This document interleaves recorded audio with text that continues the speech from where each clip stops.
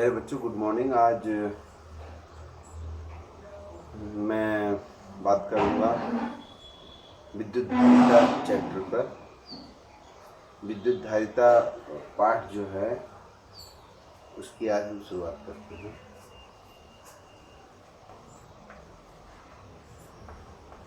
विद्युत धारिता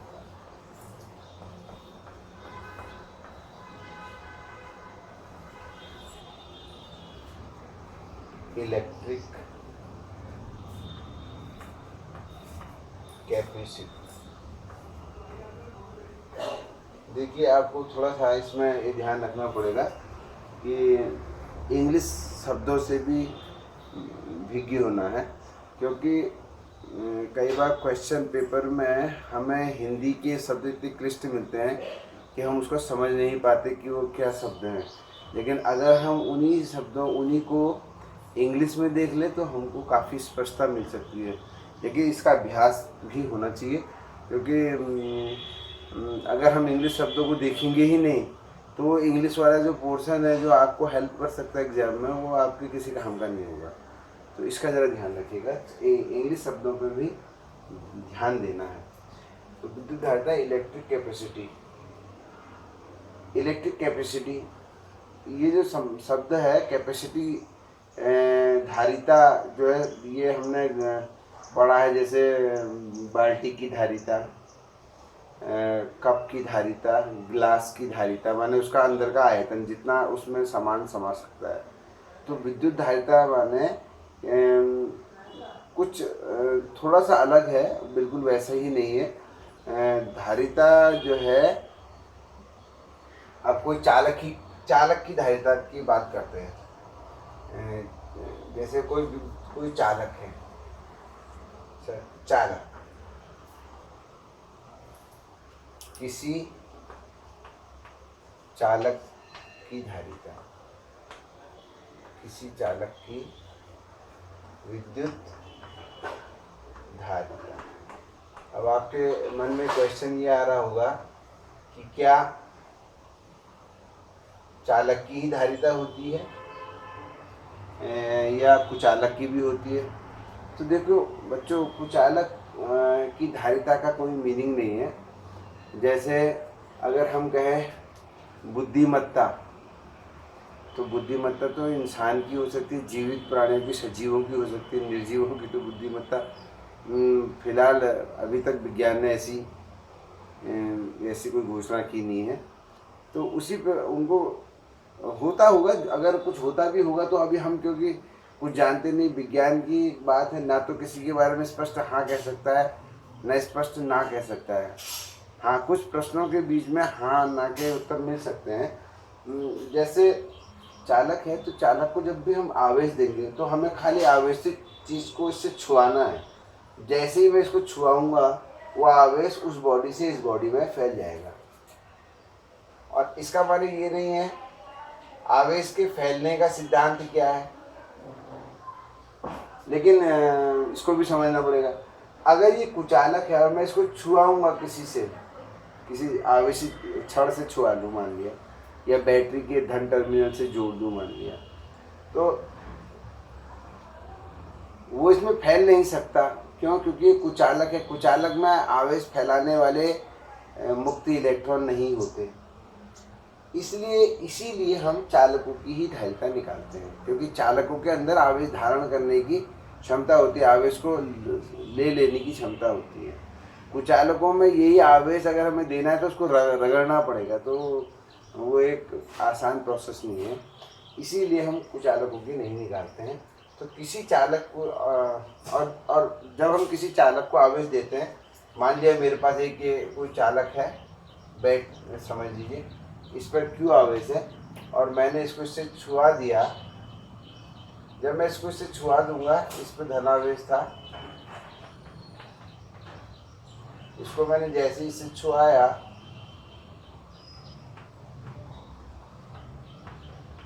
तो अब ये आवेश, क्योंकि अब इसको रास्ता मिल गया फैलने का, तो ये आवेश इस पर भी फैलेगा।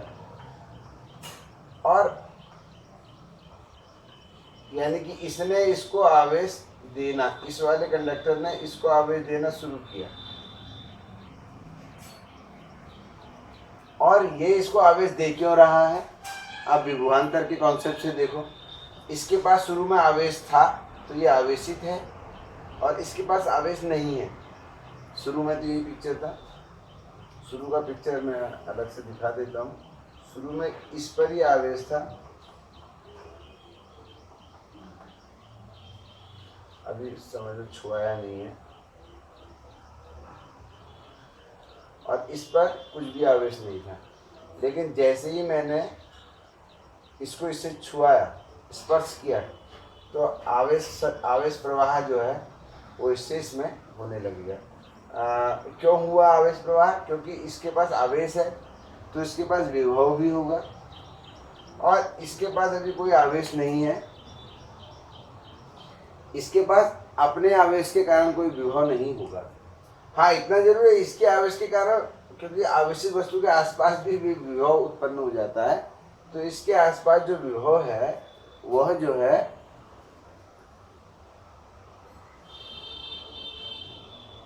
वह होगा। लेकिन विभवांतर मात्र उत्पन्न होने से भी आवेश नहीं बहता। मान लीजिए यहाँ पर आवेश है, यहाँ पे विभव है, यहाँ पर भी विभव होगा इसी आवेश का, लेकिन इन दोनों के बीच में कोई कनेक्शन नहीं है, तो अभी आवेश के बहने की कोई चांस नहीं है। लेकिन जैसे ही मैं इसको छुआता हूँ, अब आवेश को बहने का रास्ता मिल गया, एक कंडक्टिंग मीडियम चालक माध्यम मिल गया, आवेश बहेगा। और आवेश इसमें कब तक बहेगा?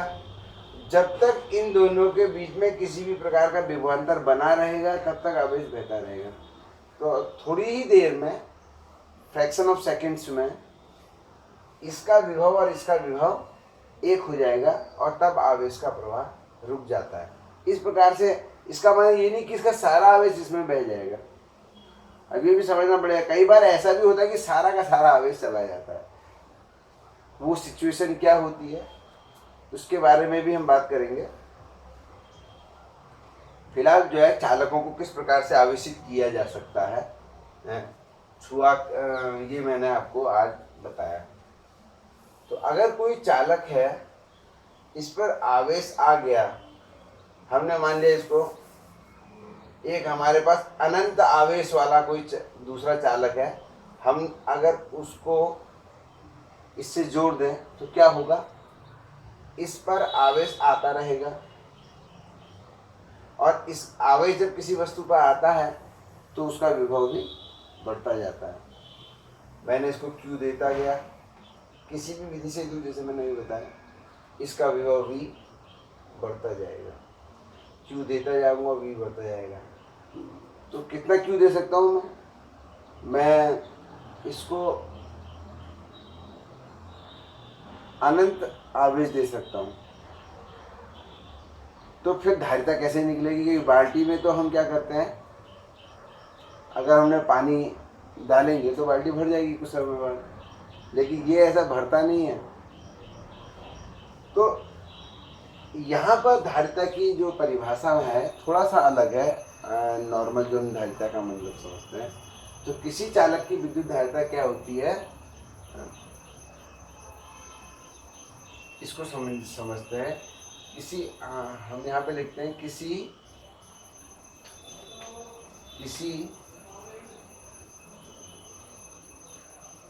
चालक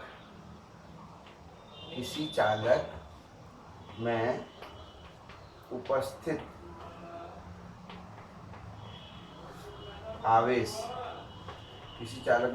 आवेश, Q उसके विभव के समानुपाती होता है। Q उसके विभव के समानुपाती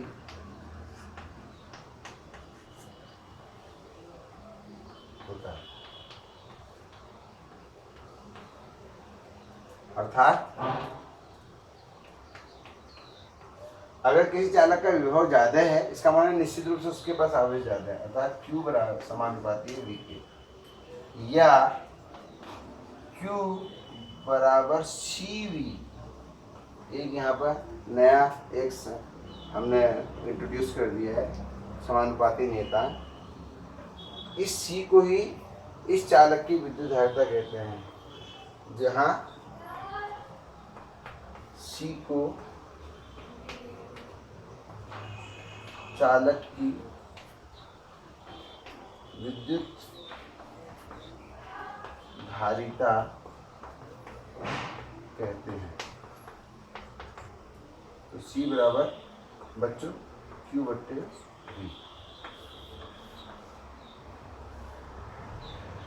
अब देखिए धारिता जो है यहाँ पे आवेश टू पोटेंशियल का रेशियो है।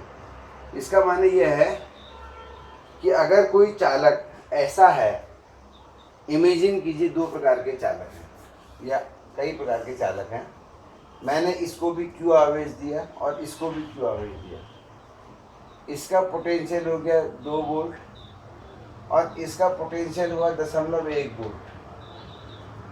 तो इस चालक की धारिता ज़्यादा मानी जाएगी क्योंकि इसको भी उतना ही आवेश दिया, बट इसने जो पोटेंशियल दिखाया, पोटेंशियल समझ गया, ताव दिखाया जाए, ताव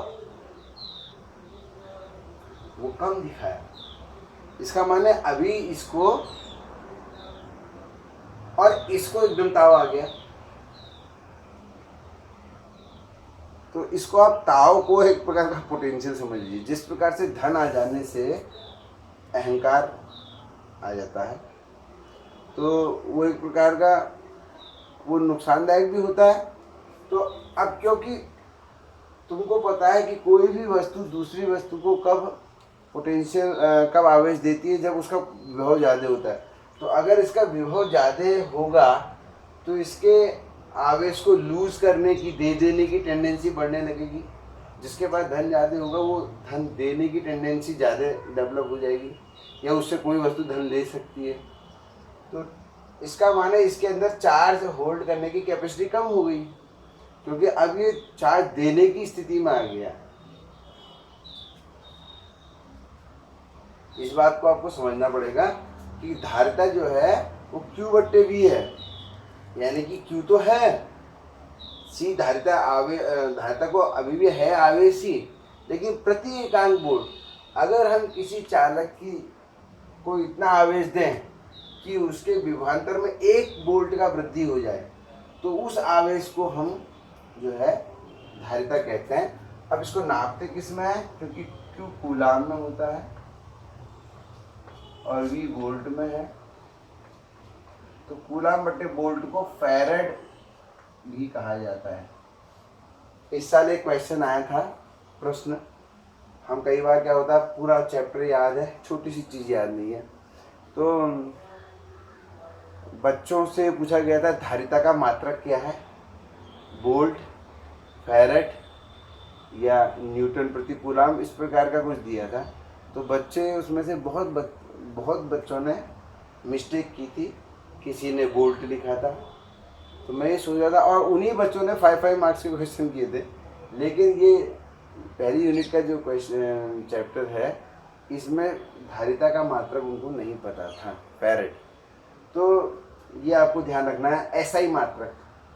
तो किसी चालक की विद्युत धारिता का क्या मतलब है, ये एक तरीके से चालक की धारिता का मूल सूत्र है। जैसे क्षेत्रफल का मूल सूत्र है लंबाई गुणा चौड़ाई, हालांकि क्षेत्रफल वृत्त का भी होता है। तो इसी प्रकार से अगर किसी चालक का, अब ये चालक कैसा है, गोल है, चौकोर है, एक छड़ के रूप में है, उससे मतलब ही नहीं है। हम बस इसका आवेश Q देंगे इसको और नापेंगे इसका विभव क्या है, बस Q और V पता लग गया तो धारिता। इसका माने सभी चालकों की धारिता इसी सूत्र से निकल सकती है। लेकिन अब आप कहेंगे एक बात समझने की है, अगर आप इसमें भी Q बढ़ा देंगे तो V भी बढ़ जाएगा, तो धारिता तो वही रहनी है। इसका माना है क्या हो गया कि धारिता Q और V से निकाली जरूर जाती है, बट ये Q और V पे डिपेंड नहीं करती। अगर आपने Q बढ़ा दिया, हाँ, अगर किसी तरीके से आपने Q तो बढ़ा दिया लेकिन V में कोई चेंज नहीं हुआ, V उतना ही रहा, तब धारिता जरूर बढ़ सकती है। समझ में आ गया? जैसे किसी बच्चे को जब साधारण रूप से क्या होता है, जब हम किसी को ज्ञान देते हैं तो ज्ञान वाला जो क्या होता है वो अपना सीखी बगाड़ने लगता है सारी दुनिया में कि मुझे बहुत ज्ञान प्राप्त हो गया। अगर वो एक अच्छे संस्कारों से जुड़ा है या किसी ऐसे संस्था से जुड़ा है जो बीच बीच में उसको समझाते रहे, तो उसका वो जो अहंकार का लेवल है वो तो कम होता रहता है, लेकिन ज्ञान उसका बढ़ता जाता है, तो उसकी धारिता बढ़ती जाती है क्योंकि क्यों उसका बढ़ रहा है। लेकिन अगर उसको कोई समझाने वाला नहीं हुआ तो छोटा सा ज्ञान भी उसको बहुत ज़्यादा, छोटी सी नॉलेज होगी लेकिन उसको बहुत ज़्यादा उसकी सेकी बगाड़ने लगेगा। तो फलस्वरूप क्या होगा बच्चों कि अहंकार आ जाएगा, उसकी धारिता कम मानी जाएगी। तो इसीलिए कहा जाता है समुद्र जो है ज़्यादा शोर नहीं करता है, नदियाँ खूब शोर करती हैं क्योंकि उनके पास जल कम होता है तो कितना हल्ला मचाती है, और समुद्र के पास उतना अथाह जल है लेकिन शोर नहीं है। तो इन चीज़ों के माध्यम से मैं बस आपको समझाने की कोशिश कर रहा हूँ कि धारिता जो है, विद्युत धारिता किस प्रकार की चीज़ है। तो इसको अब मिटा देते हैं। धारिता एक तो Q और V से निकल सकती है लेकिन Q और V पर निर्भर नहीं करती। ये चालक का कांस्टेंट है। किसी चालक की धारिता किन किन चीज़ों पर निर्भर करती है ये आगे स्पष्ट होगा। वैसे आप समझ लीजिए, किसी चालक की जो धारिता होती है वो उसकी शेप पर भी निर्भर करती है निश्चित रूप से, और आकार पर निर्भर करती है, और वो किस माध्यम में रखा है माध्यम पर भी वो निर्भर करती है। तो इसको आप नोट कर लीजिएगा। मैं अगले टॉपिक पे चलता हूँ।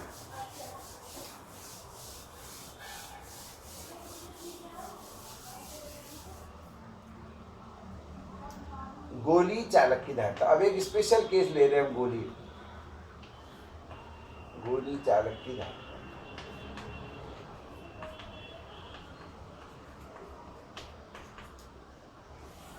मान लिया एक गोला है,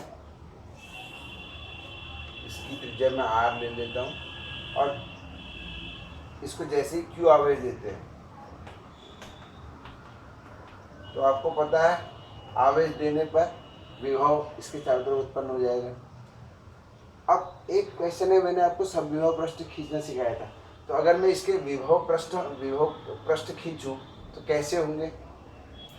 ऐसे होने चाहिए ना, क्योंकि क्यों होने चाहिए ऐसे?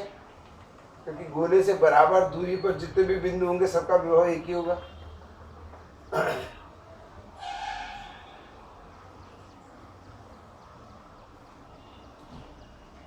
गोले के नजदीक आप देख रहे हैं विभव पृष्ठ नजदीक होते हैं,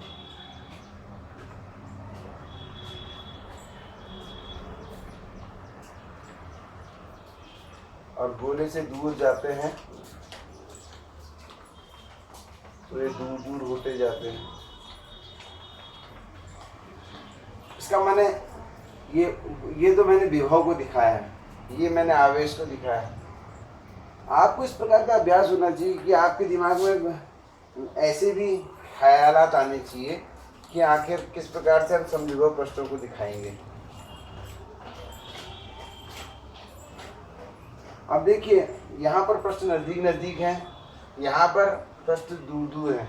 मैंने इस प्रकार से खींचे हैं कि सभी पृष्ठों के बीच में समान विभवांतर है। मान लिया इसके बीच में dv है, इसके बीच में dv है, इसके बीच में भी विभवांतर dv का है, इसके बीच में भी विभवांतर dv। यानी कि अगर मैं इसका v, इस अंदर वाले का विभव v ले लूँ तो v plus dv, v plus 2dv, v plus 3dv, v plus 4dv, इसका विभवांतर v प्लस 4dv होगा।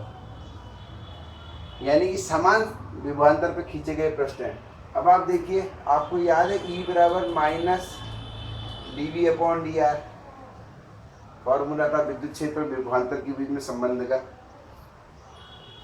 अब मैंने dv को फिक्स कर दिया, तो E dr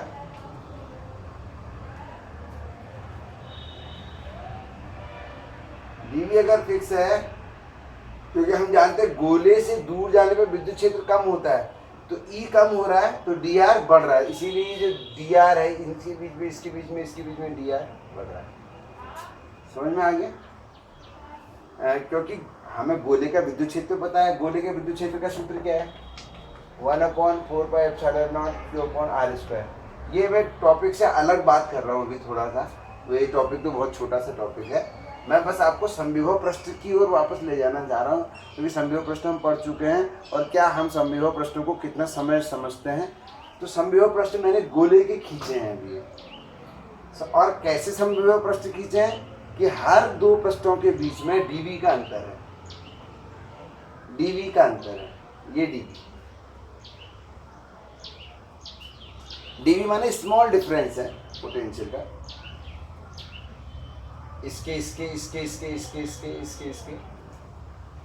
तो अब इस सूत्र में आए, क्योंकि ये हमारे पास सूत्र है, अगर dv कांस्टेंट हो तो इसका मान हो गया EDR कांस्टेंट हो गया, और EDR कांस्टेंट हो गया तो E बराबर dr बराबर क्या हो गया? Constant upon E। इसका मान है अगर E बढ़ रहा होगा तो dr कम होगा, और अगर E कम हो रहा होगा तो dr बढ़ता जाएगा, क्योंकि गोले से दूर जाने पर dr बढ़ रहा, E घट रहा है, हमको पता है E घटता R बढ़ने पर घटेगा तो dr बढ़ेगा, इसीलिए ये dr बढ़ रहा है। तो ये तो हो गया समविभव प्रश्न का। अब वापस अपने टॉपिक पे ही लौटते हैं।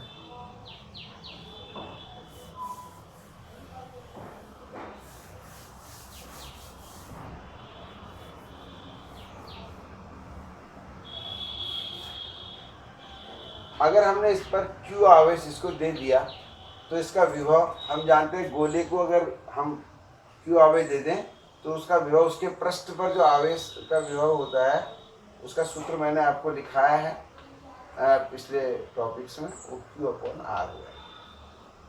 अब इस गोले पर आवेश भी हमें पता है और इस पर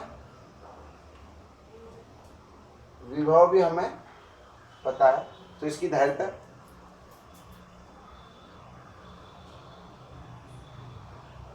C बराबर क्या हो जाएगी?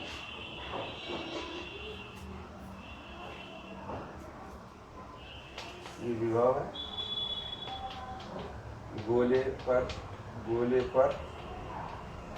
विभव, गोले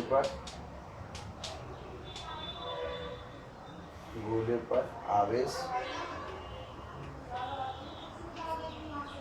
गोले की धारिता, गोली चालक की धारिता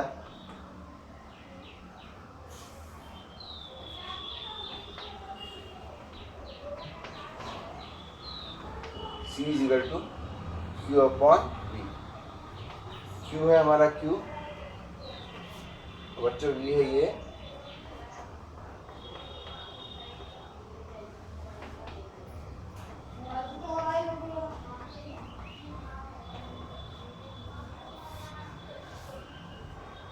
इस प्रकार से धारिता निकल जाएगी। अब आप इस सूत्र को देखिए, धारिता R के समानुपाती। इसका माना अगर गोला बड़ा होगा तो उसकी धारिता ज़्यादा होगी, और गोला अगर छोटा होगा तो उसकी धारिता कम होगी।